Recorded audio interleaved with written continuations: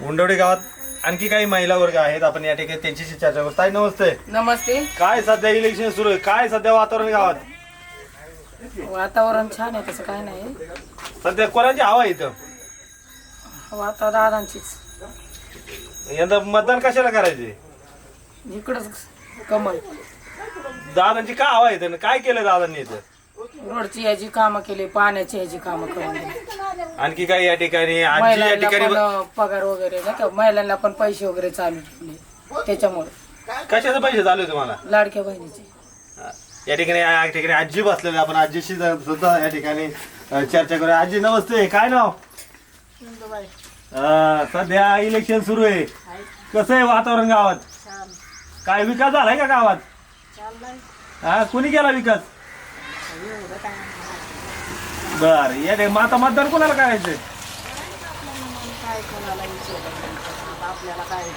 काहीच नाही मला. सांगा काय नाही काय. काय मला 4 रुपये मिळानात, काय डोल म्हणून मिळाना, काहीच करणार नाही मला. कशातच नाही, मी कशातच नाही. काय इच्छा काय आहे तुमची? मागासवर्गीय म्हणजे काहीच नाही. मी मागायचे, मला काहीच नाही. मला पेन्शन नाही, मी त्या लाडक्या बहिणीत नाही, कशातच नाही. मी काय खायचं?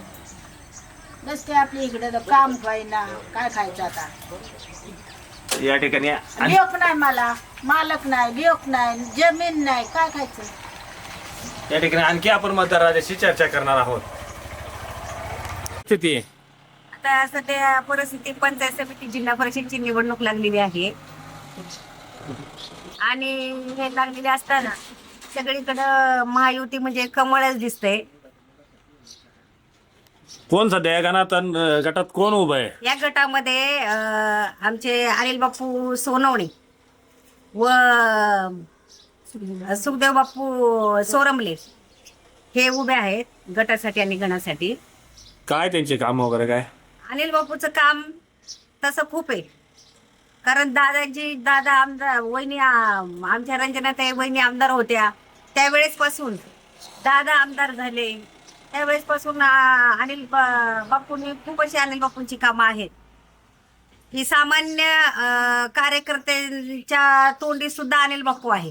कारण अनिल बापू अशी व्यक्ती आहे की ती सर्व स्तराच्या लोकांशी त्यांचं नाही का वैयक्तिक असं कॉन्टॅक्ट आहे. त्यांच्या माध्यमातून त्यांनी कामं, काही दवाखान्याची कामं झाली असतील, काही शाळेची झाली असतील, त्यांच्या माध्यमातून झालेली आहे. परंतु त्यांना आता उमेदवारी मिळालेली आहे.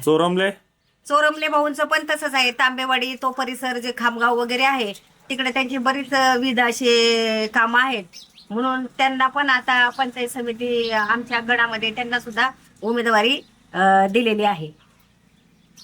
ओके.